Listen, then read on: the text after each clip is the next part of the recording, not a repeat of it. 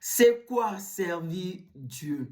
Hébreux 9, le verset 1 au verset 2 nous enseigne que deux éléments sont importants dans le service de Dieu. D'une part, il y a le tabernacle qui en réalité est la maison de Dieu. Et d'autre part, il y a le culte que l'on rend à Dieu dans ce tabernacle. Et aussi bien le tabernacle qui est bâti à la gloire de Dieu et le culte que l'on rend à Dieu dans ce tabernacle, tous les deux doivent être réalisés suivant le modèle céleste que Dieu lui-même a montré à Moïse sur la montagne de Sinaï. C'est ce que nous dit le livre de Hébreux 8, le verset 5.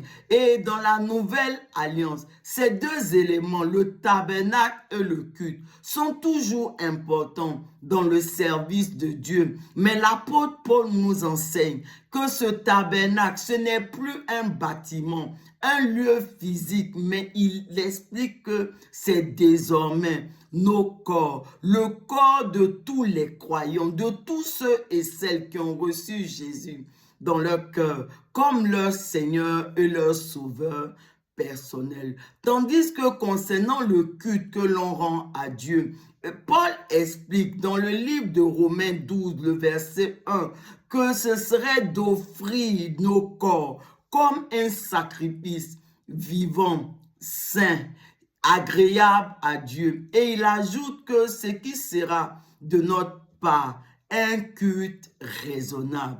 Amen. Ainsi, mes bien-aimés, véritablement, nous devons offrir nos vies comme des sacrifices à Dieu. Mais cela, nous devons le faire suivant le modèle céleste. Qu'est-ce que ça veut dire exactement? Dans la nouvelle alliance, cela veut dire que nous devons nous laisser conduire par le Saint-Esprit. C'est véritablement en laissant le Saint-Esprit nous conduire que nous allons pouvoir être ce temple de Dieu où Dieu désire habiter, bien habiter réellement. Et nous allons pouvoir offrir nos vies comme des sacrifices vivants à Dieu.